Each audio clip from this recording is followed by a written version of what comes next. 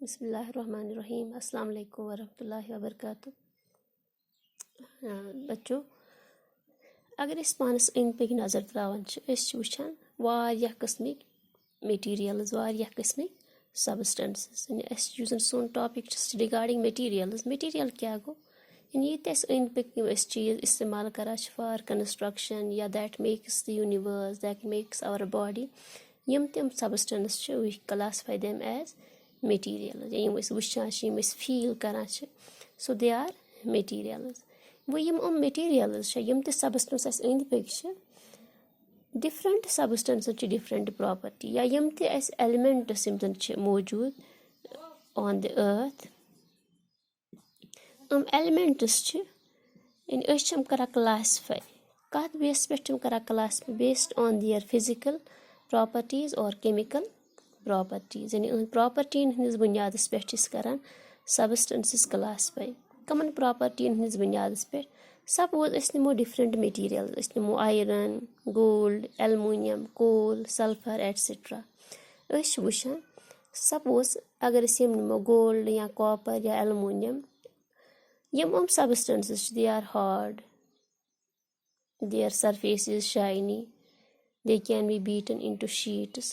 whereas इस पर semi substance वुचान coal, oxygen या sulfur, surface that is dull and that is not shiny, they are brittle, and if we strike them with a hammer they get broken down. So इत पे at basis पे different property difference in the properties at basis पे करा तमाम materials classify दोन ग्रुपन मज majorly। यानी जो major groups बनावा, one is metals and another is non metals। यानी गोड आज वुचो metal क्या गई तो non metal क्या गई। यानी वन यम ते elements या यम ते substances यम ते materials अंद पक, we can group them into two groups, one is metals and another is non metal। metal कत वना यानी तम मटीरियल यमन कह सेट ऑफ प्रॉपर्टीज आसन, कह सेट ऑफ प्रॉपर्टीज आसन। कम प्रॉपर्टीज आसन, सपोज तम प्रॉपर्टीज क्या आसन से बेस्ड ऑन दियर अपीयरेंस, यानी ये ऑब्जेक्ट यह क्युथ या ये मटीरियल अमिच अपीयरेंस क्युथ, इथे पे वुचो यह हार्ड कि यह सॉफ्ट, अमिच सरफेस किस, based on that, based on the physical properties हेको वनित ईजिली कुस ऑब्जेक्ट कुस मटीरियल मेटल कुस नॉन मेटल। गोड अगर मेटलन कत करो, अगर अपीयरेंस वुचो कह सबस्टेंस वनो तेल मेटल, या कह मटीरियल करो क्लासिफाई तेल मेटल अगर तमिच सरफेस आ शाइनी, दैट इज शाइनी। यानी शाइनी आसन अत प्रॉपर्टी वनान metals they are lustrous, they are lustrous. Lustrous मतलब क्या गो, their surface is shiny. So गोडनिची प्रॉपर्टीज पे वुचन कह कुस ऑब्जेक्ट मेटल तो कुस कहें। गोडनिची प्रॉपर्टी वुचान अगर अमिच सरफेस शाइनी या ये lustrous, then we say it is a metal. गो गोडनिच प्रॉपर्टी। दोयम प्रॉपर्टी क्या मेटलन, they are hard solids, generally they are hard solids. यम जन मेटल्स हार्ड, इफ वी मतलब अगर पे अत सत टच करो वी फील देयर हार्डनेस, सख्त आसान। They are generally solids accept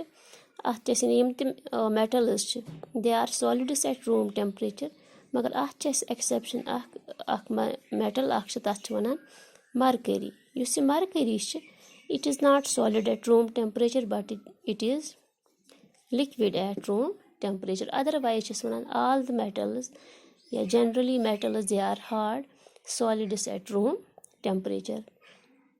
अच्छे exception mercury, mercury use it is liquid at room temperature. यानी गई जो प्रॉपर्टी यमन प्रॉपर्टी कह सबस्टेंस हार्ड, अमिच सरफेस शाइनी, यह सॉलिड रूम टेम्परेचर पे। बे अगर मेटल यम जन इफ वी बीट देम, मतलब दिमो अनो हैमर, हैमर सो दगो मेटल। इस मेटल सपोज अगर एलुमिनियम निमो, मिस तार आस सर्वे वुचम, सपोज अगर मिस तार टुकुर अन पत रटो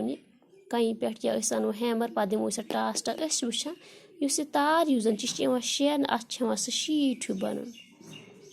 یہِ پرٛاپَرٹی یعنی سُہ پرٛاپَرٹی میٹلَن ہٕنٛز ییٚمہِ کہِ وجہ سۭتۍ تِم چھِ یِوان بیٖٹ کَرنہٕ اِنٹُو شیٖٹٕس اَتھ پرٛاپَرٹی چھِ وَنان میٖلیبِلِٹی أسۍ چھِ وَنان میٹَلٕز دے آر میٖلیبٕل میٹَلٕز آر میٖلیبٕل یعنی یہِ چھِ یِمَن بیٛاکھ پرٛاپَرٹی یعنی گۄڈٕنِچ پرٛاپَرٹی وٕچھ دے آر لَسٹرَس مطلب تٕہٕنٛز سَرفیس چھِ آسان shiny they are hard solids at room temperature except mercury similarly the generally metals they are malleable مطلب کیٛاہ گوٚو they can be beaten into sheets یِتھَے پٲٹھۍ چھِ أسۍ وٕچھان بیٛاکھ پرٛاپَرٹی یِہٕنٛز یِم زَن میٹَلٕز یِم زَن چھِ میٹلَن چھِ یہِ پرٛاپَرٹی اگر أسۍ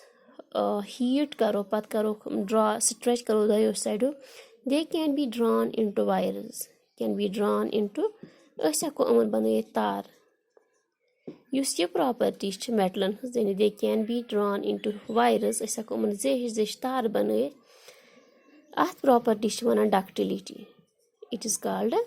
ڈَکٹِلِٹی یا وی سے میٹَلٕز یا ڈَکٹایل اِن نیچَر یعنی میٹَل یِم زَن چھِ کہِ یِم أسۍ تارٕ وٕچھان چھِ أسۍ یِم سَپوز یِمو پاوَر یِوان چھِ اورٕ یِم اٮ۪لٮ۪کٹرٛسِٹی یِوان چھِ تِم تار تہِ یا آسان تہِ بَنیمژٕ اٮ۪لموٗنِیَم چھِ یا آسان تہِ بَنیمژٕ کاپرٕچ یا آسان تہِ بَنیمژٕ سِلوَر چھِ سو یعنی یِم تارٕ یِم زَن چھِ تار چھِ سۄ بَنیمژٕ کَمہِ چہِ میٹلٕچ تِکیٛازِ میٹَلٕز دے کین بی ڈرٛان اِنٹُو وایرٕز سو أسۍ چھِ وَنان میٹَلٕز دے آر ڈَکٹایل اِن نیچَر یعنی وۄنۍ تھوٚو اَسہِ یہِ یاد کانٛہہ تہِ سَبسٹَنس وَنو أسۍ کانٛہہ تہِ میٹیٖریَل وَنو أسۍ تیٚلہِ سُہ چھِ میٹَل اگر تَمِچ سَرفیس آسہِ شاینی اگر سُہ ہارڈ تہٕ سالِڈ آسہِ ایٹ روٗم ٹٮ۪مپریچَر بیٚیہِ اگر أسۍ سُہ ہٮ۪کون بیٖٹ کٔرِتھ اِنٹُو شیٖٹٕس اگر یہِ میٖلیبٕل آسہِ سِمِلَرلی کین بی ڈرٛان اِنٹُو وایرٕز یعنی یہِ آسہِ ڈَکٹایل تیٚلہِ وَنو أسۍ یَتھ تہِ کُنہِ میٹیٖریَلَس یِم پرٛاپَرٹی یعنی موسٹ آف دیٖز پرٛاپَرٹیٖز آسان سُہ میٹَل وَنو سُہ سَبسٹَنس وَنو أسۍ دیٹ اِز میٹَل یعنی کانٛہہ تہِ سَبسٹَنس وَنو أسۍ تیٚلہِ یہِ چھِ میٹَل اگر سُہ لَسٹرَس آسہِ ہارڈ سالِڈ آسہِ ایٹ روٗم ٹٮ۪مپریچَر سُہ آسہِ میٖلیبٕل ڈَکٹایل بیٚیہِ بیٛاکھ اَکھ فِزِکَل پرٛاپَرٹی چھِ میٹلَن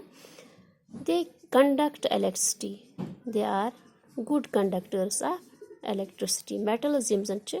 دے are good conductors of electricity یعنی یِم چھِ کینٛہہ فِزِکَل پرٛاپَرٹیٖز یَتھ بیسَس پٮ۪ٹھ أسۍ یہِ وَنو کُس اوٚبجَکٹ چھِ کُس میٹیٖریَل چھِ میٹَل تہٕ کُس چھُنہٕ میٹَل